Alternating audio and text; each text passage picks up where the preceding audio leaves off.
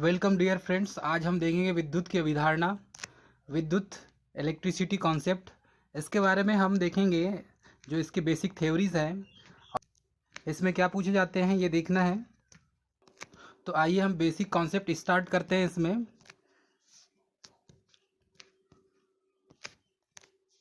विद्युत एक प्रकार की क्या है, ऊर्जा है, और ये ऊर्जा संरक्षण के नियम के अनुसार क्षय नहीं होता, बल्कि इसे एक रूप से दूसरे रूप में बदला जा सकता है।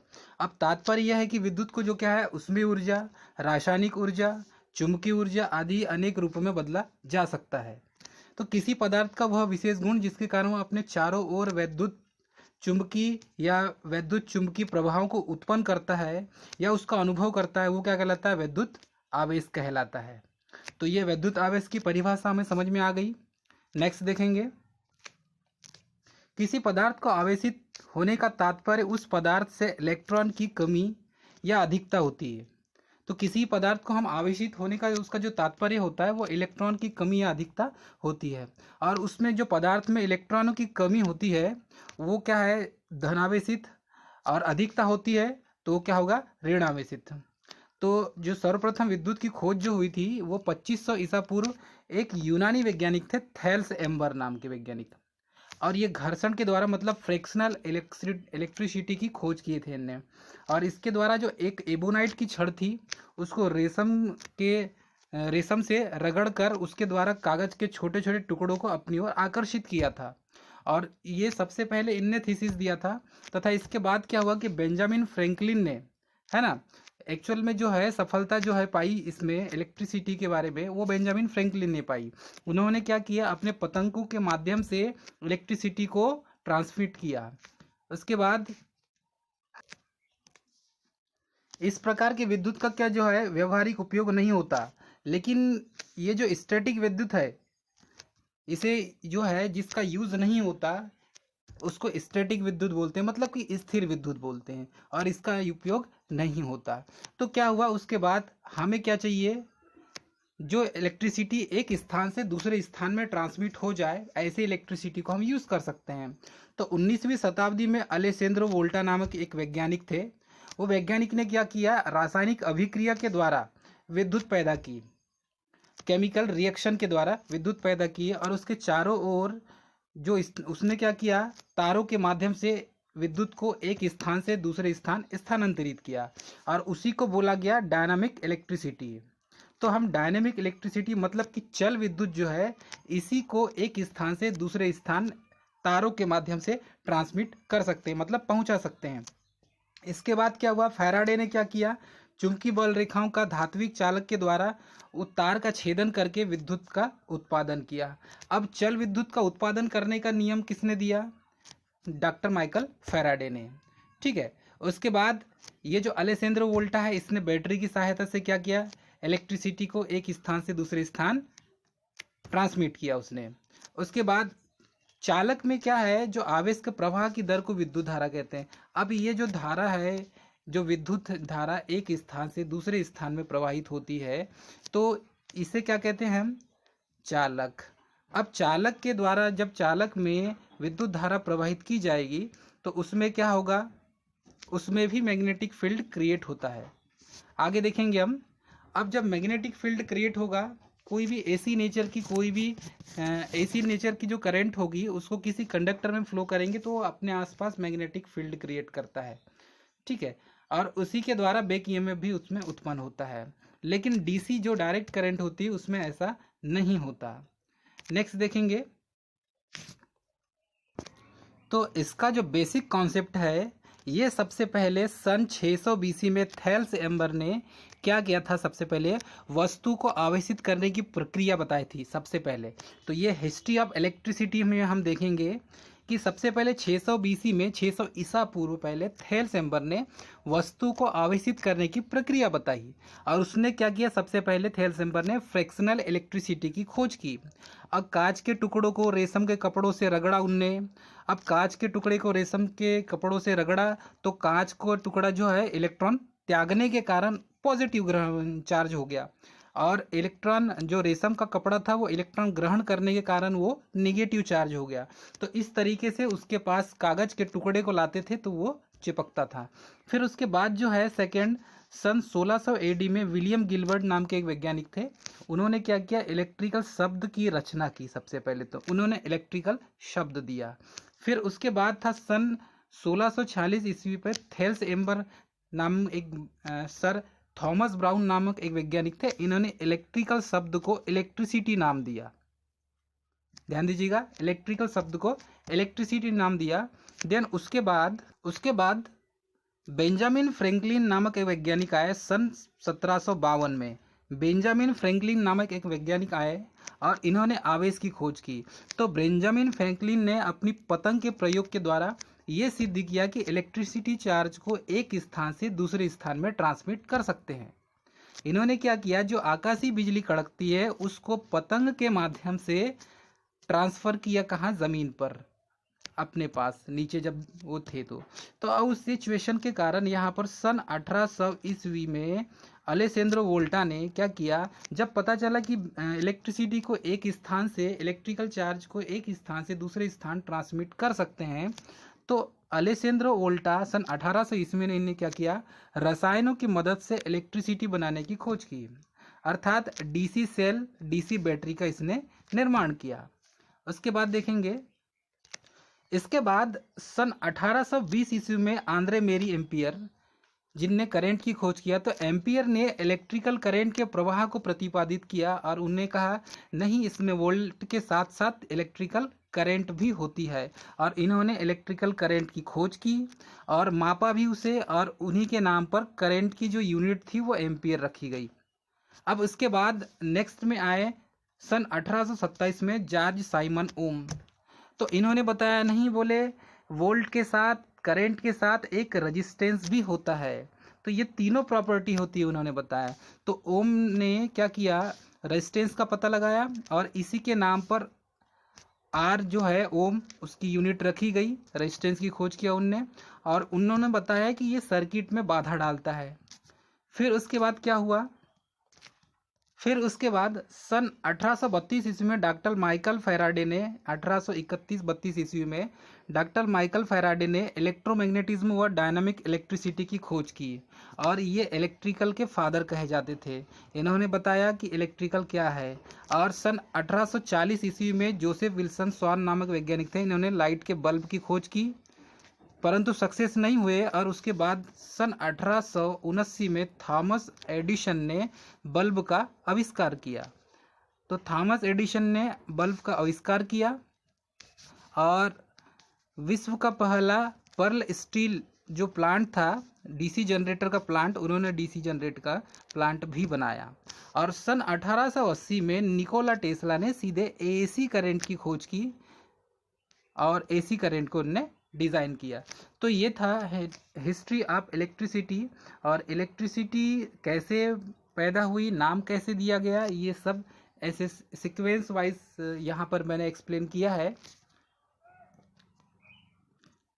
इसके बाद देखेंगे हम वैद्युतिक घटनाएं, इलेक्ट्रिकल एक्सीडेंट। अब जो इलेक्ट्रिकल एक्सीडेंट होते हैं, बड़ी बड़ी दुर्घटनाएं होती है, उसमें क्या होता है, तो ये जो विद्युत क्षेत्र होता है एक अत्यंत कौन सी क्षेत्र है, संवेदनशील क्षेत्र है, मतलब बहुत ज़्यादा कॉम्प्लिकेटेड है। इसमें कार्य करने के दौरान क्या होता है, दुर्घटना की संभावना बनी रहती है और विद्युत का झटका लगने का या आग पकड़ने का पूरा डर रहता है। तो अब विद्युत झटका लगने का कारण क्या होता है, हम ये बताएंगे। तो सामान्यतः 90 वोल्ट से अधिक वोल्ट पर हमारे शरीर के आर पार विद्युत धारा का प्रवाह होने लगता है। कितने वोल्ट में, 90 वोल्ट में। अब हमें क्या करना पड़ेगा, इस 90 वोल्ट में क्या होगा, झटके का अनुभव होगा। तो विद्युत धारा कितनी करंट फ्लो होगी उसमें, वोल्ट तो 90 वोल्ट हो गया, लेकिन करंट कितनी होगी, 100 मिली एम्पियर। ये पूछा जाता है, करंट कितनी होगी, 100 मिली एम्पियर। तो 100 मिली एम्पियर के कारण करंट लगता है। तो यहाँ पर कुछ 110 वोल्ट कहाँ कहाँ रखा जाता है, 110 वोल्ट जो है वो कहाँ कहाँ रखा जाता है, जलयानों में रखा जाता है, थलयानों में रखा जाता है, और वायुयानों में जो सप्लाई वोल्टेज होता है वो 110 वोल्ट रखा जाता है।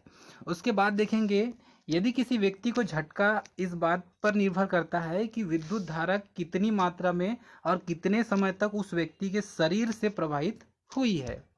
तो विद्युत झटके का मतलब यही होता है।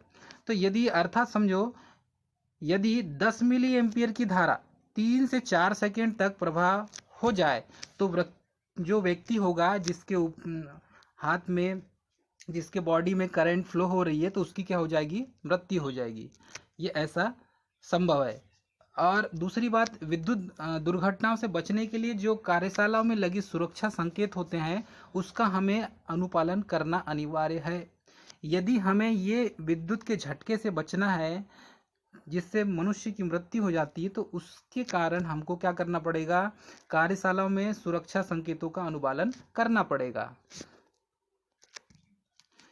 जिसके कारण क्या हो जाएगा, प्रत्येक कार्यशाला में अग्निशामक यंत्र होता है और आवश्यक रूप से उपलब्ध होने चाहिए भी, क्योंकि विद्युत जो है शॉर्ट सर्किट, विद्युत के कारण क्या हो जाएगा, शॉर्ट सर्किट हो जाएगा और अन्य किसी कारण से कार्यशाला जो है अपने वर्कशॉप में जो आग लग सकती है।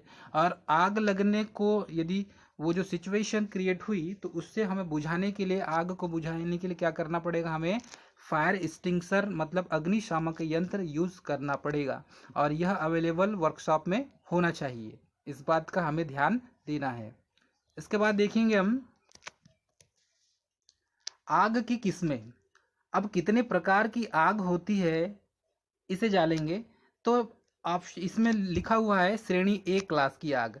तो श्रेणी ए क्लास की जो आग होती है वो कौन कौन सी आग होती है, लकड़ी में लगी आग होती है, कागज में लगी आग होती है, कपड़े में लगी आग होती है, जूट में लगी आग होती है। ये ग्रेड ए की आग होती है, मतलब कि ये जो फायर है श्रेणी ए की होगी। उसके बाद देखेंगे ग्रेड बी की। तो श्रेणी बी में जो है ज्वलनशील द्रवों और ठोस, जैसे कि ज्वलनशील द्रव कैसे हो जाएगा, मिट्टी का तेल, डीजल, पेट्रोल, ये ज्वलनशील द्रव की लिस्ट में आते हैं। और आदि में लगी आग जो है श्रेणी बी की लिस्ट में आते हैं। तो हमने देखे श्रेणी ए में कागज, लकड़ी और कपड़ा, जूट में लगी जो आग होती है वो श्रेणी ए की होती है। और श्रेणी बी की जो आग होती है वो पेट्रोल, डीजल, मिट्टी तेल में लगी जो ज्वलनशील द्रव होते हैं और ठोस होते हैं, उनमें लगी आग श्रेणी बी में आते हैं। नेक्स्ट देखेंगे। इसके बाद जो श्रेणी सी है, इसमें जो आग होती है वो सिलेंडर आदि में जो एलपीजी गैस भरी होती है। एलपीजी गैस जो है वो ग्रेड सी में आती है, मतलब कि श्रेणी सी में आती है। तो श्रेणी सी में लगी हुई, मतलब कि श्रेणी सी की जो आग है वो एलपीजी गैस होती है, सिलेंडर। उसके बाद है श्रेणी डी। तो श्रेणी डी से जो फायर होती है, मतलब बिजली के तारों में जो आग लगती है, वो कौन से ग्रेड में आएगा, डी में आएगा। उसके बाद उपकरणों एवं अन्य धात्विक पदार्थों में लगी आग को बुझाने के लिए CO2 की आवश्यकता, CTC की यंत्र की आवश्यकता, कार्बन टेट्रा क्लोराइड यंत्र इसका फुल फॉर्म होता है। और CO2 का कार्बन डाइऑक्साइड यंत्र या CTC कार्बन टेट्रा क्लोराइड यंत्र का उपयोग करते हैं। और ये आग श्रेणी किसकी होती है, डी की होती है। तो फायर एक्सटिंग्विशर वगैरह जो हम यूज़ करते हैं, ये बिजली के तारों में जो लगी आग को बुझाने के लिए हम इसका यूज़ करते हैं। नेक्स्ट देखेंगे। तो बिजली से लगी आगों को बुझाने के लिए हमें फायर एक्सटिंग्विशर मतलब कि अग्निशामक यंत्र की आवश्यकता होगी। तो अग्निशामक यंत्र में क्या क्या होता है, क्या चीज़ है, किस कौन कौन सी द्रव, गैस, ठोस, किसको कैसे छिड़काव करेंगे, कैसा चूर्ण होगा, उसके हिसाब से हम क्या करेंगे फायर एक्सटिंग्विशर का, और जिस प्रकार की आग होगी उस प्रकार के फायर एक्सटिंग्विशर का हम यूज़ करेंगे। तो सबसे पहले यहाँ पर है, यह एक ऐसा उपकरण है, ये जो फायर एक्सटिंग्विशर है मतलब अग्निशामक यंत्र, इसके द्वारा जलती हुई वस्तु का द्रव, गैस और क्या है चूर्ण का छिड़काव करके आग पर काबू किया जाता है। तो जब द्रव, गैस और चूर्ण का छिड़काव करेंगे तो जहाँ पर ऑक्सीजन की सप्लाई बंद हो जाएगी वहाँ पर क्या हो जाएगा, आग बुझ जाएगी। तो इन्हें छिड़कने के बाद, फायर एक्सटिंग्विशर का यूज़ करने के बाद क्या होता है, वहाँ पर CO2 की मात्रा बढ़ जाती है और ऑक्सीजन की मात्रा कम हो जाती है, जिसके कारण आग बुझ जाती है। देखो आगे देखेंगे जल युक्त अग्निशामक यंत्र। ये फर्स्ट टाइप का है और इस प्रकार के यंत्र में वायुदाब के साथ साथ जल भरा रहता है। क्या भरा रहता है, जल भरा रहता है, मतलब प्रेशर से जल भरा रहेगा और इसकी बौछार आग पर करने पर क्या हो जाएगा, आग पर काबू पा सकते हैं। और ये क्लास ए की होगी।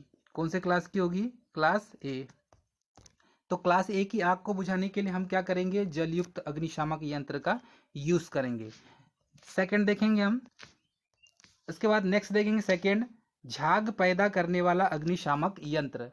अब झाग पैदा करने वाला जो अग्निशामक यंत्र होता है वो क्या करेगा, इसमें क्या करेंगे, इस प्रकार के जो यंत्र होंगे, अब इसमें क्या करें, जल की बौछार के साथ क्या होगा, झाग भी पैदा होगा। और जब झाग पैदा होगा तो वहाँ पर CO2 की मात्रा बढ़ जाएगी और ऑक्सीजन सप्लाई कम हो जाएगा। तो इस प्रकार के अग्निशामक यंत्र किस श्रेणी के होते हैं, तो ये क्लास बी का होगा। कौन सी क्लास का होगा, बी का, मतलब कि जल के बौछार के साथ झाग। ठीक है, तो ये हमें समझ में आ गया क्लास बी का। क्लास ए का बताया था हमने, पानी की बौछार, जल की बौछार, और क्लास बी में झाग पैदा करने वाला अग्निशामक यंत्र, इसमें क्या करेंगे, जल की बौछार के साथ झाग दोनों छोड़ेंगे। अब थर्ड देखेंगे इसमें हम। थर्ड है शुष्क पाउडर वाला अग्निशामक यंत्र। तो इस प्रकार के जो यंत्र में क्या है, जल के स्थान पर क्या करेंगे हम, वायुदाब के साथ अज्वलनशील, ध्यान रहे, अज्वलनशील मतलब कि ऐसा अज्वलनशील पदार्थ जो जले ना, आग पर छिड़कने के बाद वो बुझाने की कोशिश करे परंतु स्वयं न जले, तो ये हम हाई प्रेशर के साथ, वायुदाब के साथ क्या करेंगे, अज्वलनशील पदार्थ, तो अज्वलनशील क्या करेंगे हम, इसमें चूर्ण भरेंगे।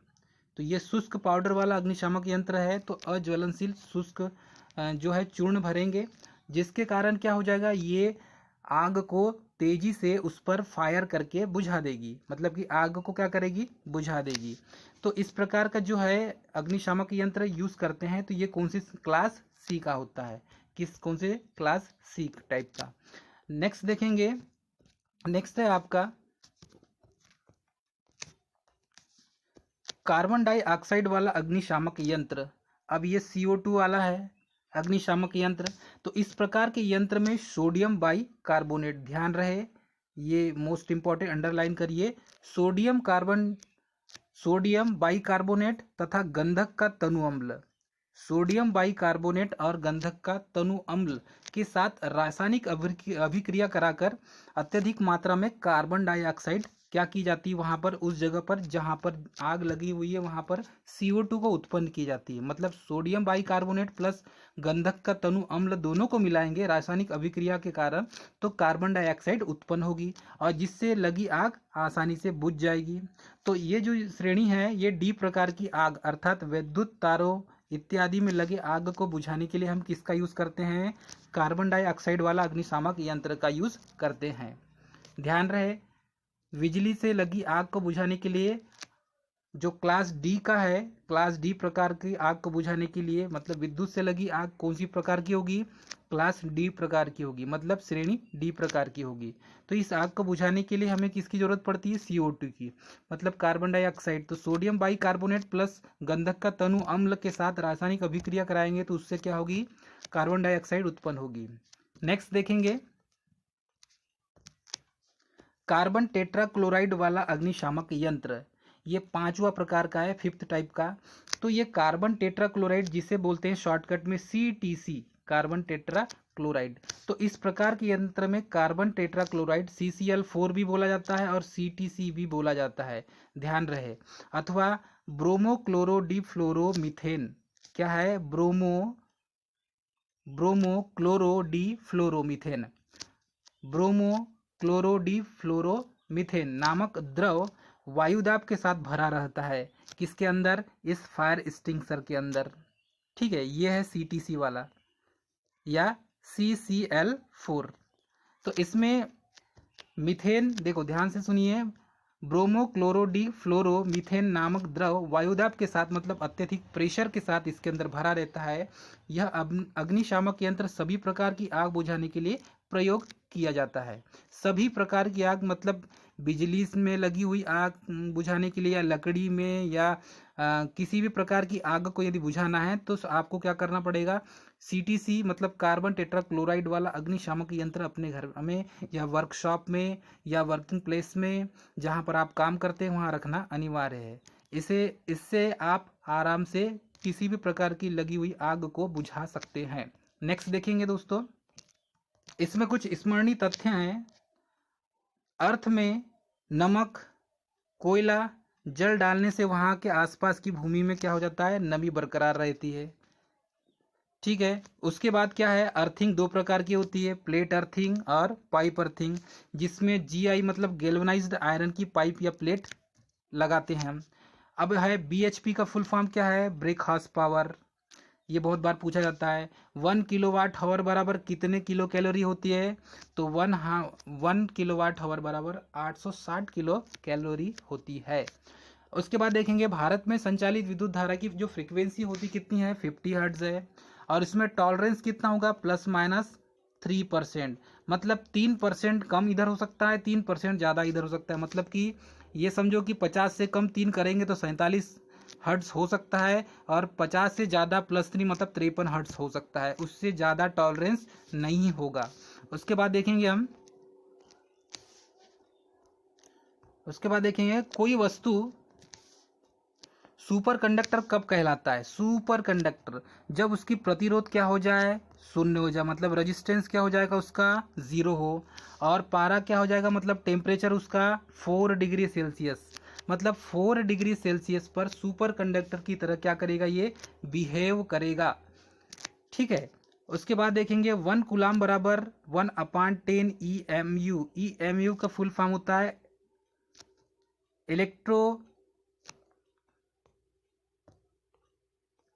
इलेक्ट्रोमैग्नेटिक यूनिट, मतलब कि इसका क्या हो जाएगा, इसका हो जाएगा 3 × 10⁹ ESU। अब ये ESU का होता है इलेक्ट्रोस्टैटिक यूनिट, इलेक्ट्रोस्टैटिक यूनिट। तो ये देखो दिखा है यहाँ पर, EMU का है इलेक्ट्रोमैग्नेटिक यूनिट और ESU का है इलेक्ट्रोस्टैटिक यूनिट। इसके बाद है BIS चिन्ह, bureau of Indian standard. BIS चिन्ह का पूरा फॉर्म क्या होता है, ब्यूरो ऑफ इंडियन स्टैंडर्ड। तो B से ब्यूरो, I से इंडियन और S से स्टैंडर्ड। थैंक यू दोस्तों, आशा करता हूँ आपको आज का वीडियो पसंद आया होगा।